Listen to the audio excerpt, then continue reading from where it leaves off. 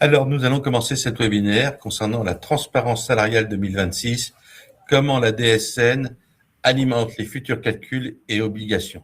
Nous sommes le 29 avril et nous sommes ZenDSN. À toi, Frédéric. Très bien. Alors, je suis Frédéric Charrier, directeur général de Fiable Data, et puis je vais co-animer ce webinaire avec Alain, qui est le président et cofondateur de la solution ZenDSN, en fait. Alors, qui sommes-nous? C'est simple, hein, on est une équipe composée d'experts de la paye, c'est-à-dire que tous nos salariés, tous nos collaborateurs, en fait, sont issus du monde de la paye. Ce sont tous des opérationnels, que ce soit de l'informaticien, je dirais, aux personnes du service client. Tout le monde est issu de la paye. Donc, on est une entreprise, nous, normande, en fait, qui est soutenue par BPI France. Et puis, aujourd'hui, alors, on a évolué, on est 23 collaborateurs. Et surtout, ce qu'il faut retenir, c'est qu'on a une réelle indépendance, nous, vis-à-vis de l'ensemble des éditeurs. Nous traitons toutes les DSN de tous les éditeurs et nous faisons leur analyse et le contrôle de ces fichiers-là. Un point important aussi à mettre en lumière, on est certifié ISO 27001, ce qui est important dans le traitement de toutes ces données RGPD. Voilà, cette certification, nous l'avons obtenue l'année dernière. Alors, le déroulé du webinaire. Alors, on va vous parler de la directive européenne de la transparence salariale. On va vous la décrire et vous expliquer un petit peu tous ces enjeux. On va vous expliquer aussi comment, et ça sera en deuxième partie du webinaire, c'est Alain qui vous expliquera tout ça, c'est comment les données contenues en DSN pourront alimenter forcément toutes ces futures obligations et comment la DSN surtout va devenir la nouvelle base de données de référence. On reviendra également sur les bonnes pratiques pour fiabiliser l'ensemble de vos DSN. Et puis, comme d'habitude, à chacun des webinaires, on vous fera une présentation de session de questions-réponses. On prendra 5-10 minutes pour répondre à l'ensemble de vos questions.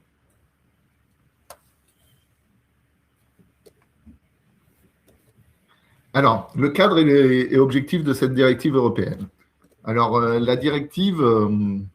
cette directive, en fait, a été établie en mai 2023 et elle avait pour but, en fait, au départ… Attends, Frédéric, il y a des gens qui n'ont pas d'image ni de son. Ah bon? Cécile, idem. On dirait que des gens… j'ai d'autres gens pour qui tout fonctionne bien, a priori. Donc, sur ça, je conseille à tous ceux qui… du coup, ils ne peuvent pas savoir. Et du coup, j'ai mis un petit message pour que ces personnes-là se déconnectent et reconnectent la session.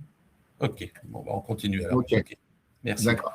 Donc, comme je le disais, cette directive établissait les exigences minimales pour renforcer l'application du principe égalité homme-femme sur la partie rémunération, puisque, en fait, cette mesure de directive européenne a été décidée puisque les effets de toutes les mesures prises auparavant ne fonctionnaient pas. Donc, on va adhérer à ce principe de directive européenne avec une difficulté majeure puisqu'elle établit en fait une référence, c'est-à-dire que cette application du principe d'égalité homme-femme doit être basée sur un même travail ou un travail de même valeur. Et c'est là tout l'enjeu juridique, en tout cas, c'est qu'il va falloir faire une table de référence des différentes catégories salariales qui peuvent être comparées à minima, en fait. Donc, ça peut être des catégories socio-professionnelles, mais ça peut être aussi des coefficients, ça peut être des échelons. C'est tout le travail que vous allez avoir à faire en entreprise, en fait, c'est de définir, en tout cas, cette table de référence. Et c'est vrai que le plus simple est de se baser sur les catégories socio-professionnelles, mais pas seulement. Il va falloir peut-être aller un petit peu plus dans le détail. Et c'est tout le travail que vous devez commencer dès aujourd'hui, en fait. Alors, son champ d'application, elle couvre l'ensemble des employeurs publics et privés. Donc, tout le monde est concerné, en tout cas, par cette directive européenne. Et elle va s'articuler surtout autour de 7 axes principaux. Alors, il faut faire attention à ne pas confondre, puisqu'il y a les axes principaux de la directive. On est sur 7 axes principaux. Après, on a un index égalité homme-femme qui repose sur 7 principes aussi. À chaque fois, il ne faut pas confondre les deux. Donc, cette transparence salariale, ces 7 axes principaux, en tout cas, vont commencer par la transparence des rémunérations avant l'embauche. Alors ça, c'est très clairement, ça va concerner essentiellement toute la partie recrutement, puisqu'il va falloir fixer des fourchettes de salaire. Dès que vous diffusez une annonce pour recruter quelqu'un, il y aura une fourchette basse et une fourchette hausse qui devront apparaître très clairement dans vos offres. Il y aura un autre second axe, c'est la transparence de la fixation des rémunérations et de la politique de progression de la rémunération, c'est-à-dire comment vous fixez et sur quels critères objectifs vous allez fixer la rémunération d'un poste, et puis dans le temps, comment vous évaluez en tout cas la progression de salaire et la progression de rémunération. Donc tout ça va devoir être reposé en tout cas sur des critères très objectifs. Le troisième point, c'est le droit à l'information. Alors ça, ce droit à l'information, aujourd'hui, il s'appliquera à l'ensemble des collaborateurs. Chaque collaborateur pourra réclamer les informations sur comment il se situe dans l'entreprise vis-à-vis de cette égalité homme-femme, s'il est dans la partie haute, s'il est dans la partie basse, il pourra se comparer. Voilà, donc vous serez obligé en tout cas de lui communiquer en retour ce droit à l'information.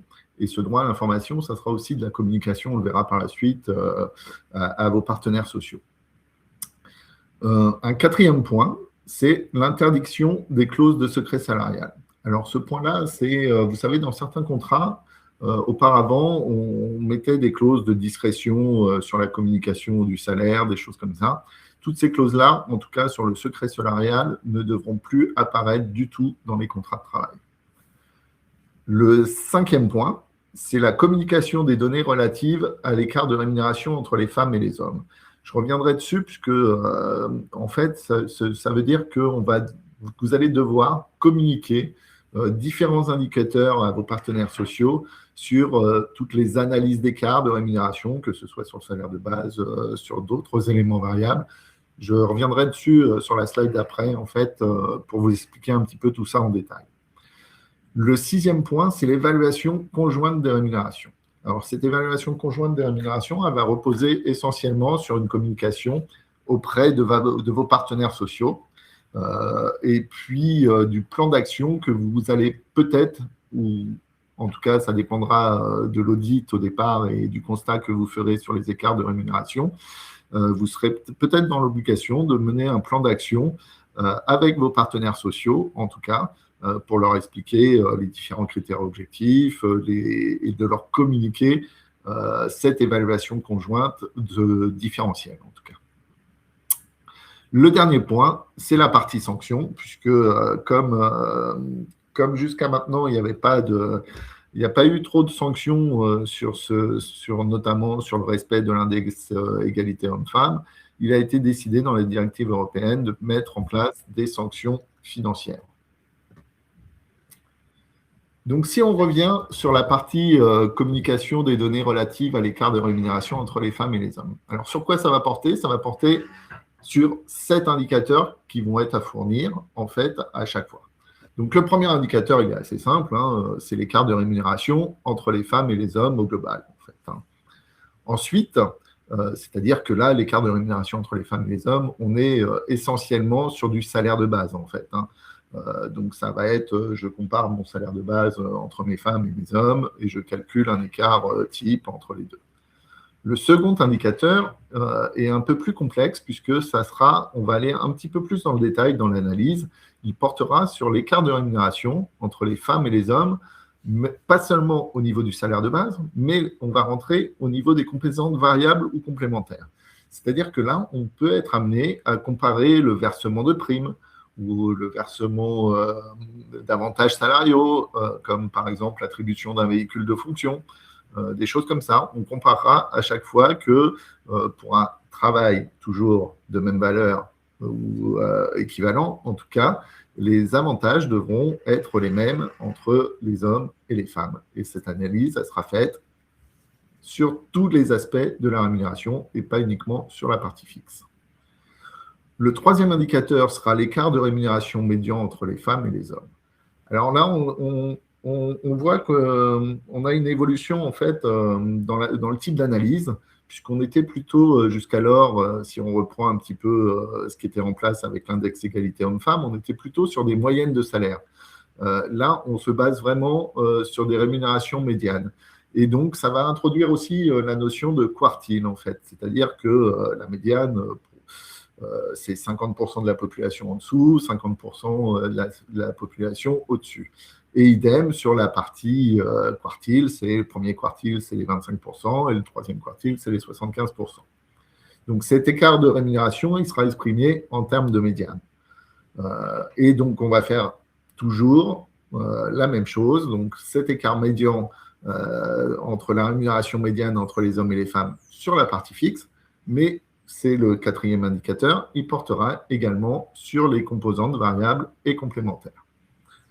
Le cinquième indicateur, c'est la proportion de travailleurs féminins et de travailleurs masculins, c'est-à-dire la répartition bénéficiant de composants variables ou complémentaires, c'est-à-dire combien on a de personnes qui ont un véhicule de fonction. Si on a 10% des hommes qui occupent un emploi type, il faudra avoir à peu près 10% de femmes qui ont les mêmes avantages ou les mêmes composantes variables, en tout cas primes, bonus, etc. En fait, tout ce qui pourrait être s'apparenter, en tout cas, à des avantages supplémentaires. Tout ça pour être sûr, en fait, que les entreprises jouent bien le jeu et qu'on ne joue pas par l'attribution de primes complémentaires pour justifier les écarts salariaux. Et donc, c'est ce que je vous disais, le sixième indicateur, on va descendre au niveau du quartile, en fait, pour qu'il y ait une vraie égalité salariale, que ce soit en bas de fourchette ou en haut de fourchette, en tout cas des emplois de même valeur et de même nature. Donc, voilà, le dernier, on arrive au dernier indicateur, en fait, à fournir, ça sera l'écart de rémunération entre les hommes et femmes par catégorie de travailleurs, ventilés par salaire ou traitement ordinaire de base et par composante variable ou complémentaire. Ça reprend un petit peu l'ensemble des 6 indicateurs, mais formalisés en écart et ventilés par salaire, en fait.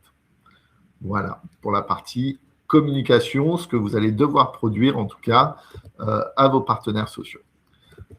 En ce qui concerne l'obligation et le calendrier, en tout cas, que vous allez devoir mettre en place, ça va dépendre beaucoup de l'effectif de votre société.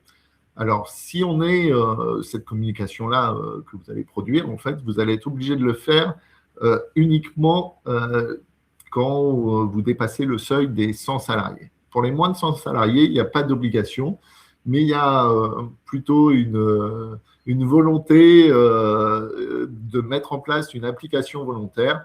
Donc, le gouvernement insiste pour que ce soit fait même sur les sociétés de moins de 100 salariés, mais pas d'obligation légale. De 100 à 150 salariés, on a une obligation de mise en place pour le 7 juin 2031. Donc là, on est un petit peu moins dans l'urgence. Vous avez le temps de vous préparer, en tout cas, puisque ces indicateurs et cette communication qui devra être faite auprès de votre CSE ne sera mise en place qu'en 2031 et aura lieu uniquement tous les 3 ans par la suite, en fait. En ce qui concerne les sociétés de 150 à 250, en gros, on est sur une mise en place, une mise en œuvre prévue, en tout cas, puisqu'on reviendra dessus, puisque les échéances, c'est un petit peu compliqué, parce qu'on reste quand même pour l'instant dans un petit vide juridique, puisqu'il n'y a pas eu de décret ni de traitement commencé. On reviendra sur ce point-là juste après. Mais donc, la date prévue est le 7 juin 2027, avec une communication tous les 3 ans pour cette catégorie de sociétés. Et pour les sociétés de plus de 250 salariés, on est aussi sur la date du 7 juin 2027, mais avec une communication annuelle. Alors, où en est-on aujourd'hui de cette transposition de la directive européenne dans le droit français? Alors, on a eu une première phase qui a été une phase uniquement de concertation avec les partenaires sociaux qui avait été lancée en mai de l'année dernière, en fait, pour esquisser les premières orientations du projet et les principales mesures. On a eu une audition du ministre du Travail par la délégation des droits aux femmes de l'Assemblée nationale en tout début d'année, au 21 janvier, pendant laquelle, en fait, on a eu la confirmation du gouvernement qu'il allait transposer cette directive européenne durant l'année 2026. Aujourd'hui, on n'a pas de garantie, il n'y avait aucune garantie formelle que l'adoption de cette loi avant le 7 juin aurait bien lieu. On sait déjà aujourd'hui que le calendrier qui était évoqué ne pourra pas être tenu, en tout cas, puisqu'il n'y a pas eu de projet de loi déposé. Il était espéré, en tout cas, avant l'été 2026. Et puis, pour essayer de viser une adoption définitive plutôt au mois de septembre 2026. Cependant, on a vu, là, dans l'actualité, en tout cas, que certains pays avaient tenté de repousser la mise en place de cette directive et ça a été refusé par l'Europe, en tout cas. Donc, ça va devenir de plus en plus urgent d'avoir l'ensemble des textes mis en place par le gouvernement, en tout cas.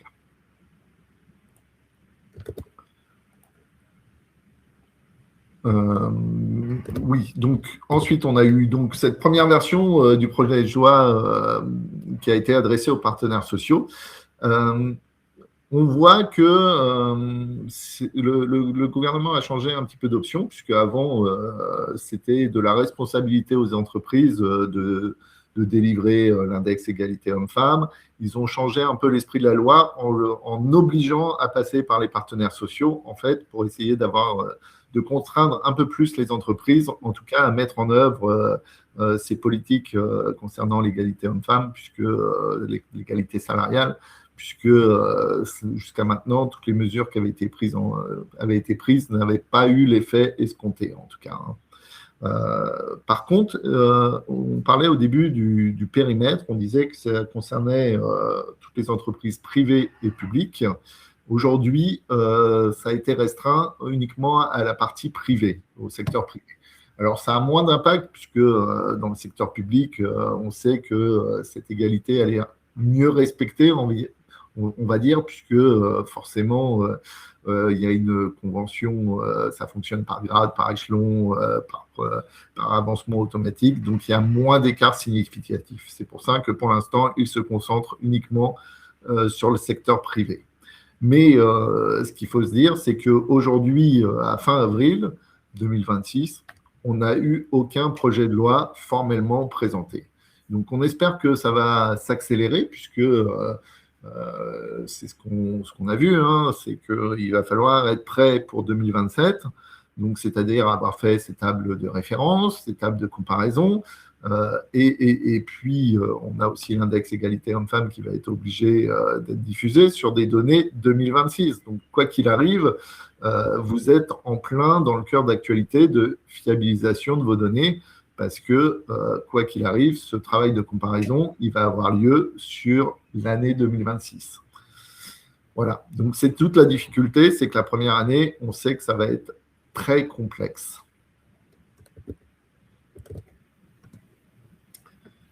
Donc, si on regarde les premières orientations envisagées, première chose très importante, c'est la refonte de l'index de l'égalité professionnelle, qui était la principale mesure, en tout cas, d'évaluation des écarts de rémunération. Donc, ce nouvel index, il va être mis en place donc, en 2027 sur la base des seuls indicateurs prévus par celle-ci, et donc il sera calculé à partir des données 2026. Donc, même si la directive ne vise que les entreprises de 100 salariés et plus, il faut savoir que vous allez, en tant qu'entreprise de plus de 50 salariés, être concerné. Alors, pas sur l'ensemble des 7 mesures qu'on a évoquées à communication, sur toute la partie communication d'indicateurs, mais vous allez être quand même concerné par ce nouvel index égalité dont le seuil reste fixé à 50 salariés. Point très important, qui a été pas mal communiqué aussi, c'est qu'il est envisagé d'automatiser la déclaration de 6 indicateurs sur 7 via les données disponibles dans la DSN. C'est-à-dire que l'État, ce qu'il va faire, c'est qu'il ne va pas vous demander de produire en fait ce rapport égalité homme-femme, il va le calculer directement à partir de toutes vos DSN que vous avez envoyées sur l'année 2026, donc depuis janvier 2026 en fait, de janvier à décembre du coup. Et puis, ces 7 indicateurs, en gros, on va retrouver l'écart de rémunération entre les hommes et les femmes fixe et variable. Donc ça, ils vont le retrouver directement dans la DSN. Ils vont retrouver tout ce qui est augmentation individuelle, les promotions, puisque ça, ils vont avoir les changements de poste, ils vont avoir la rémunération, ils vont lier les deux et ils seront capables d'évaluer les promotions. Ils sauront aussi, puisque maintenant dans la DSN, on a la partie activité, donc ils seront capables de remonter, de vérifier s'il y a eu une augmentation pour les personnes en maternité. Ils vont retrouver tout ce qui est la parité dans les 10 rémunérations les plus hautes. Et puis, ils seront capables de générer tout ce qui est quartile de rémunération. Par contre, le dernier indicateur, ça sera vraiment celui qui reposera sur les postes de valeur égale, vraiment basé sur toute la table de référence, en tout cas, que vous allez devoir co-construire ou construire avec vos partenaires sociaux, en tout cas, pour établir toute cette communication-là.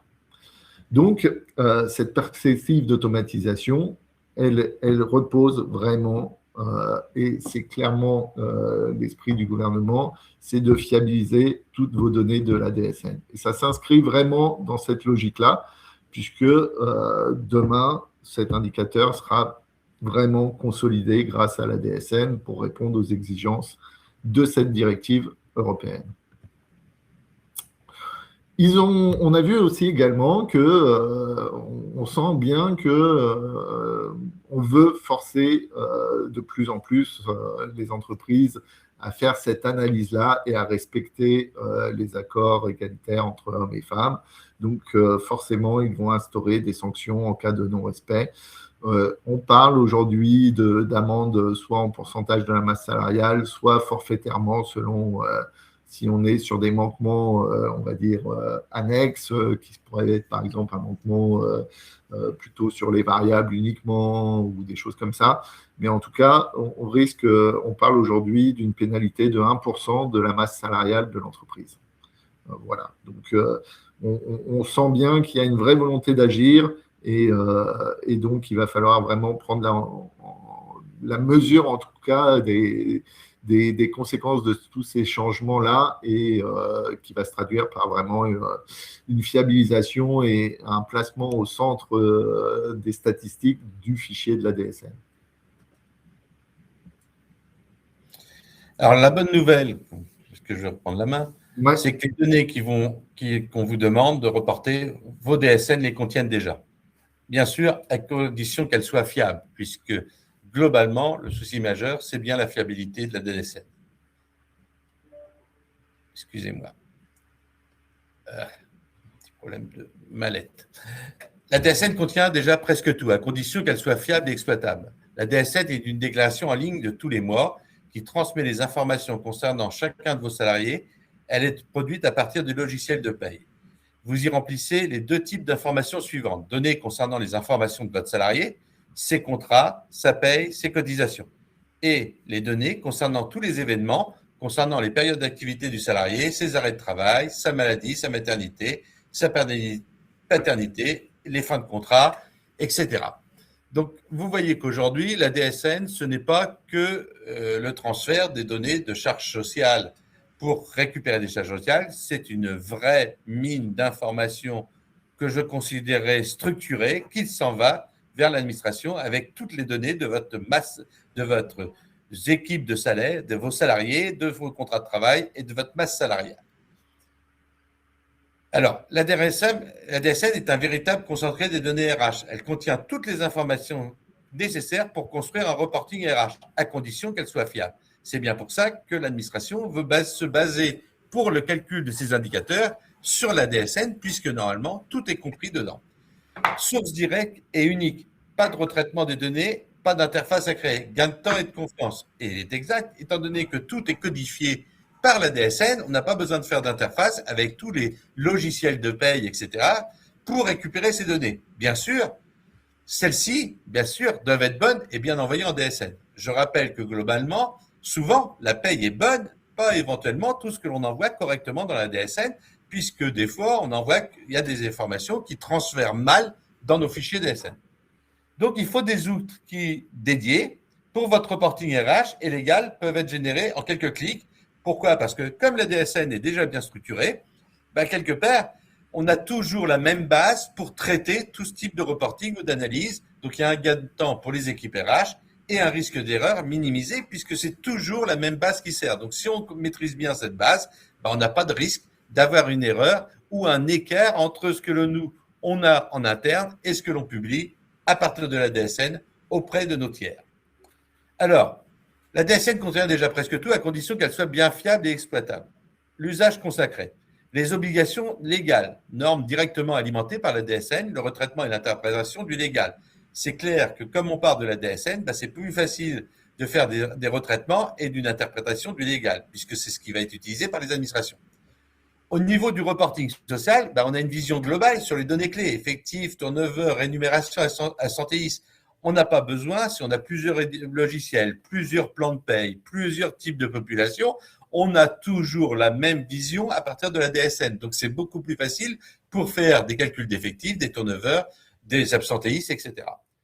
Au niveau du développement RH, beaucoup de données sont déjà présentes. Poste, historique de rémunération, puisqu'on a tout l'historique. Vous savez que la DSN, elle est par contrat, donc ça veut dire que c'est tous les contrats. On a toutes les modifications contractuelles, quand un salarié change de salaire, quand il change d'horaire, quand il change même de poste, puisque s'il est passé d'employé à cadre, par exemple, avec d'autres données que l'on peut croiser avec la DSN. Et bien sûr, on peut croiser avec la DSN des informations extérieures en y intégrant les éléments de formation, de compétences. On peut améliorer la gestion des carrières, des formations et avoir une base de travail pour le GEPP. D'accord?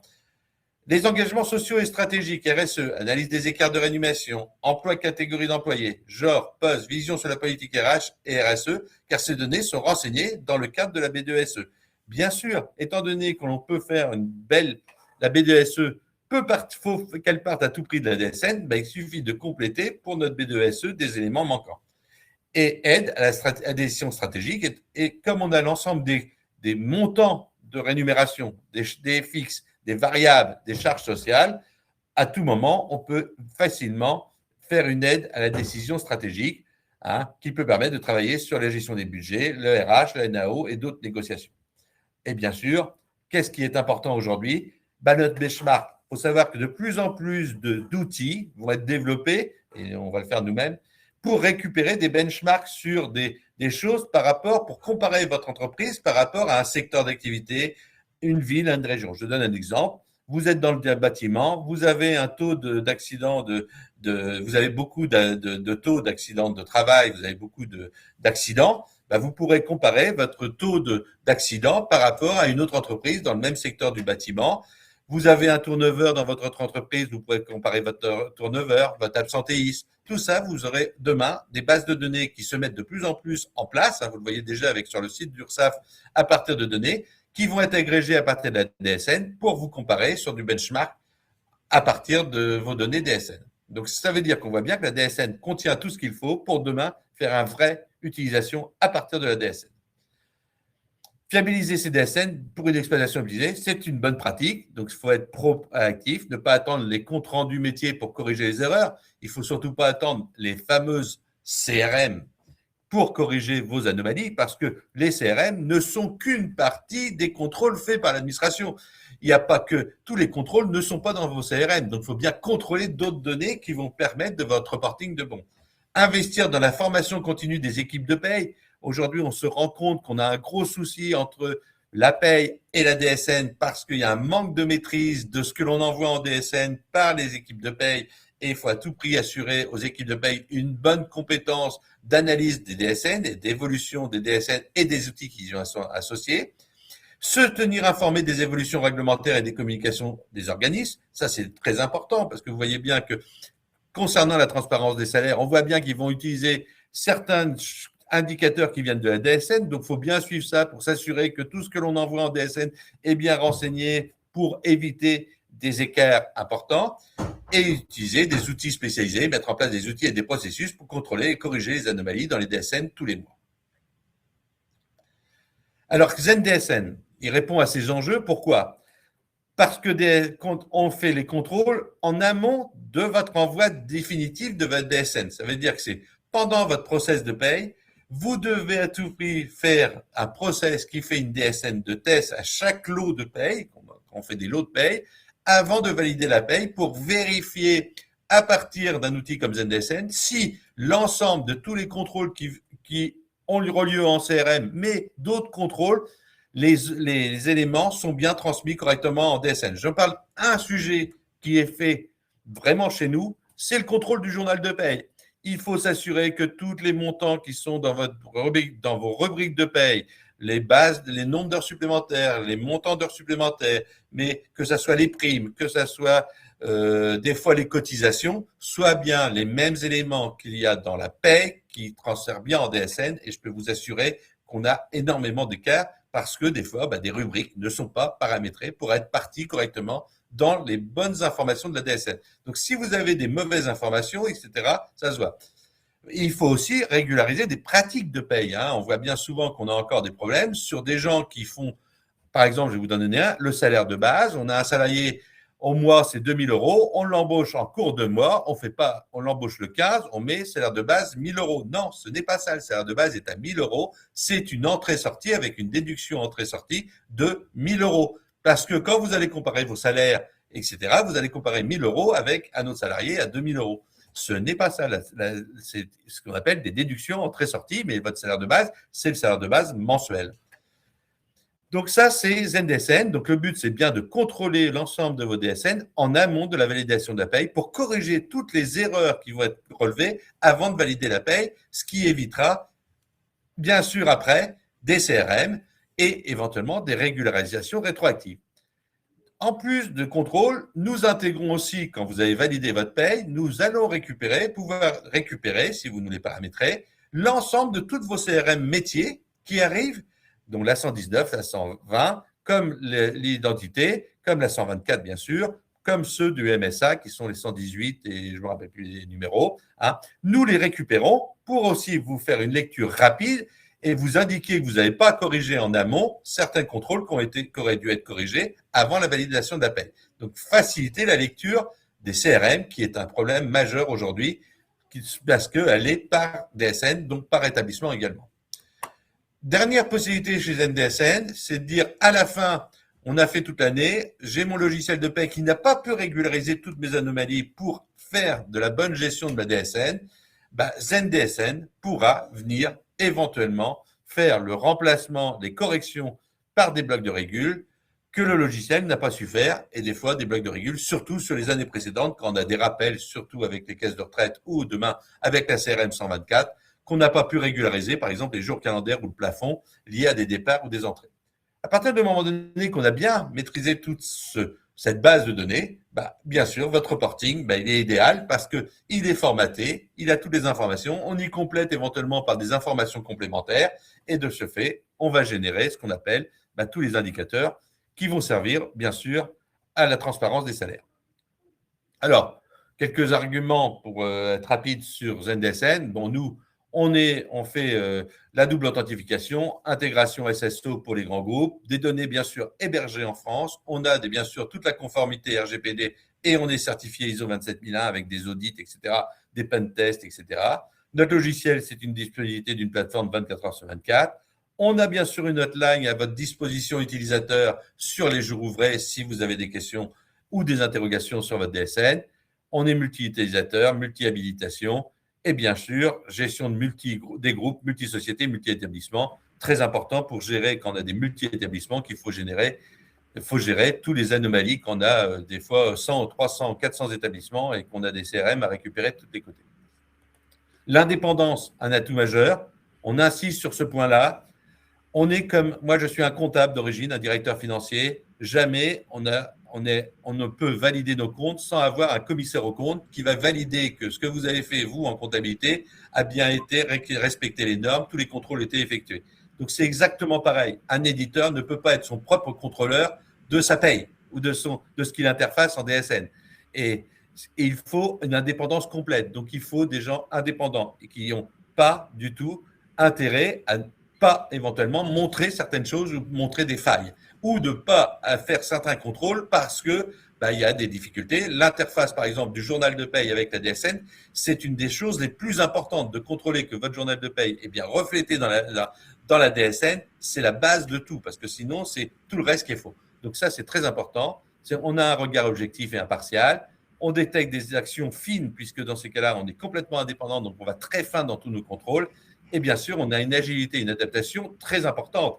Moi, je me rappelle quand il y a eu la VMR, la taxe supplémentaire pour les métropoles au niveau de la taxe additionnelle, la majorité des logiciels au mois de juillet n'a pas retenu sur la paye en charge patronale, cotisé à la VMR. Il y a eu des régules les mois d'après, mais nous, dès le mois de juillet, c'était bon.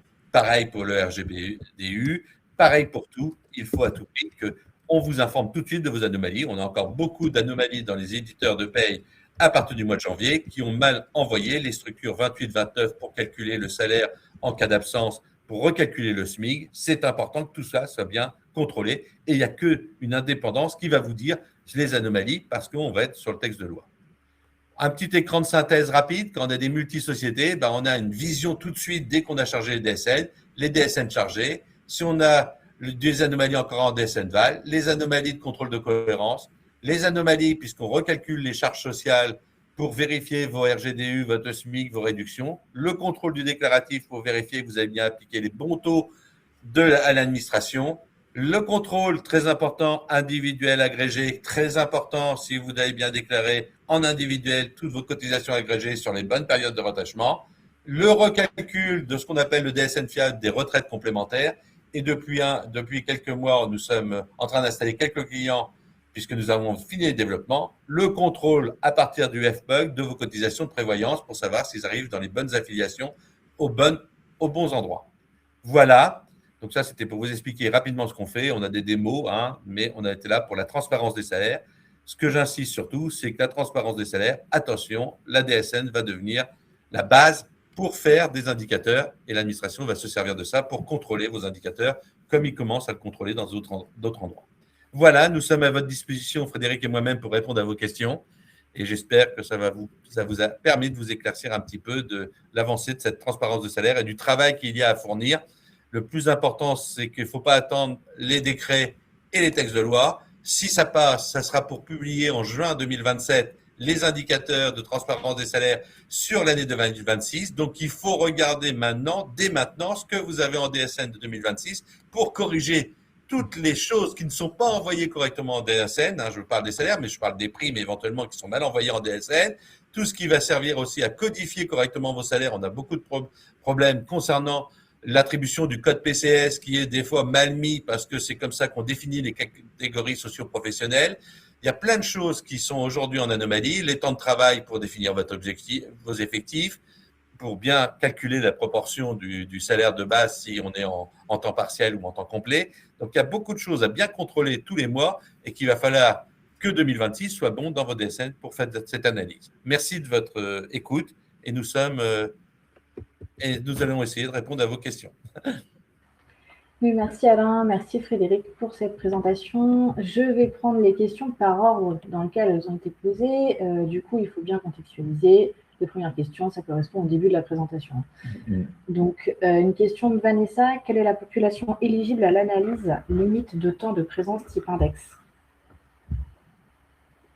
Alors, ça sera probablement précisé aussi, mais il y aura toujours cette fameuse présence de 6 mois, sur l'exercice, en tout cas.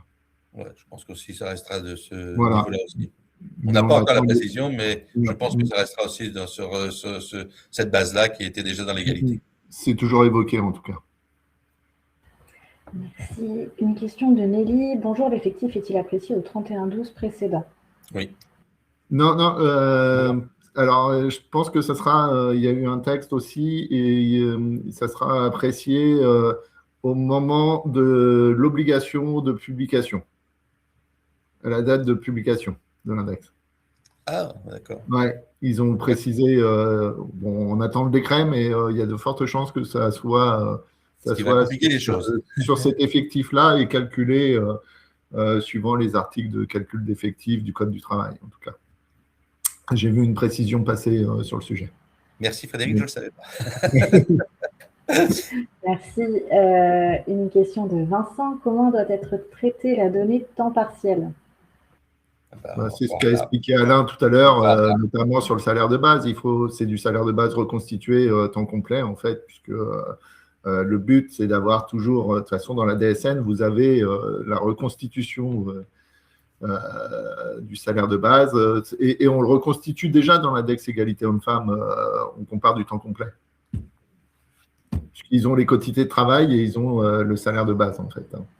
Donc, ils ont les deux informations pour reconstituer un salaire temps complet. Merci Frédéric. Une question de Benoît. Ces seuils sont appréciés au niveau de l'entreprise ou au niveau de l'UES éventuel? Alors, il y a deux sujets. Il y a deux sujets parce que les seuils, l'obligation, elle est au niveau de l'entreprise, en tout cas, sur les seuils de 50, 100, 150. Et après, sur les effectifs à prendre en compte, ça pourra être pris au niveau de l'UES, en fait. Mais l'obligation, elle est vraiment liée à l'entreprise. Merci. Une question de Nadège. Quelle structure dans la DSN serait potentiellement récupérée? Souhaite-t-il utiliser celle de la 40041, positionnement dans la convention collective, en ouvrir une s'il y a des grilles par accord collectif, par exemple? Aujourd'hui, qu'est-ce qui est la seule donnée fiable qui sert pour l'égalité aujourd'hui? C'est la catégorie socio-professionnelle, d'accord, qui est déterminée par le code PCS. C'est exact que si on est dans le système, le service public, ces données sont déjà formatées correctement puisqu'elles ont un formatage complet, sauf que pour le privé, suivant les conventions collectives, le formatage n'est pas très clair. Hein. Des fois, c'est des échelonnements avec des points, des fois, c'est des tirets, des 1. Donc, s'ils arrivent à descendre à la convention collective et un échelonnement au niveau de la convention collective, je pense que dans ces cas-là, il y aura des petits soucis avec la DSN ou sinon ils vont mettre rapidement des tables, je dirais, comme dans d'autres tables que l'on a, qui vont être à interfacer avec les codes que vous mettez dans la paye.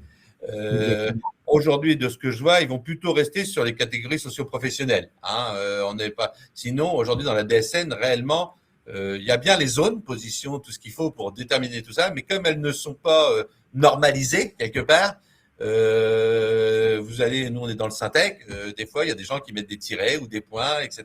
On n'a pas toujours des normalisations sur la codification de certaines choses. Donc le risque, c'est d'avoir des différences de codification. Et donc dans ces cas-là, soit ils vont faire des tables qui vont être normées et codifiées correctement par convention collective et par secteur d'activité. Et dans ces cas-là, il faudra faire des interfaces avec votre logiciel de paye pour envoyer comme les codes, comme plein d'autres codes de la DSN. Soit ils vont rester sur les catégories socio-professionnelles. Donc aujourd'hui, je ne saurais pas vous répondre à la question. J'espère qu'ils vont pas nous faire un truc comme ça au dernier moment, parce que là, aujourd'hui, ce serait encore pire pour 2026. Hein, parce que je vois pas, déjà la catégorie socio-professionnelle, des fois, c'est mal fait avec les codes PCS.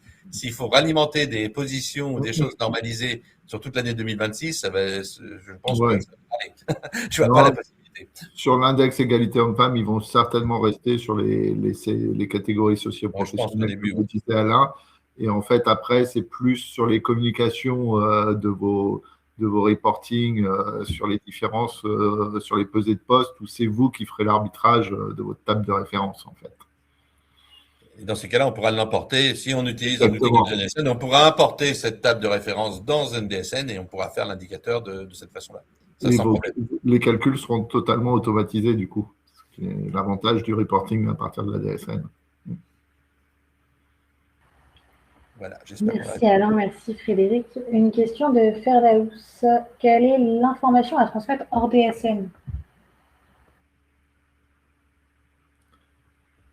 On parle du 7e indicateur, c'est ça, je pense? Je pense que c'est ça. Je pense que c'est ça. C'était l'écart de rémunération pour les postes de valeur égale, en fait. Et c'est celui-ci qui ne serait pas automatisé parce qu'on n'aura pas forcément cette table de référence que vous avez mis en place, en fait. Donc ça, ils seraient incapables de le sortir puisqu'ils ne pourront pas dire je compare Le coefficient 200 Oui, ou c'est ça. des grilles globales qui prennent, je prends le coefficient 200 à 250, je compare cet ensemble de coefficients ou d'autres choses. Et ça, je pense qu'aujourd'hui, ce n'est pas normalisé dans la DSN, c'est ce que je disais. Donc, je pense que ça sera un indicateur qu'il faudra faire à part. Mais l'idéal, c'est qu'avec ZDSN, il suffit de le ramener dans le contrat de chaque salarié, ce positionnement, et on pourra vous le sortir. J'ai une question également de Socline. Il existe des secteurs d'activité où l'égalité homme-femme n'est pas toujours respectée, comme le bâtiment ou le transport. Existe-t-il des exceptions à ce principe? On attend la loi. C'est les discussions avec les partenaires sociaux. C'est certain que dans certains secteurs d'activité, mais vous savez, vous avez de l'autre côté aussi, dans certaines activités, vous n'avez qu'une majorité de femmes et vous ne pouvez pas avoir des hommes. Donc, on a ce problème-là dans certains secteurs d'activité. Donc, je pense que les discussions avec les partenaires sociaux et la loi va sûrement exclure certaines ou définir certaines choses à ce niveau-là, je pense. Après, s'il n'y a pas une proportion, un nombre assez intéressant pour justifier la comparaison et la communication en plus, donc on est sur 5 personnes minimum ou 10 personnes minimum pour pouvoir faire les comparaisons de manière confidentielle, du coup, ça tombe un petit peu à l'eau, en fait. Merci Alain et merci Frédéric. On n'a plus de questions. Très bien. On vous remercie tous et n'hésitez pas à nous contacter si vous avez besoin d'informations complémentaires. Vous avez nos coordonnées et on vous enverra le replay de cette webinaire. Et à très bientôt pour, je crois, la prochaine fois, c'est une démo, je crois. Qu'est-ce qu'on avait dit, Cécile? Oui, c'est une démo prévue fin mai. C'est ça. Nous vous ferons une présentation du produit fin mai en démonstration. Voilà. Merci à vous et bonne fin d'après-midi et merci de votre présence. À bientôt. Merci. À bientôt. Au revoir.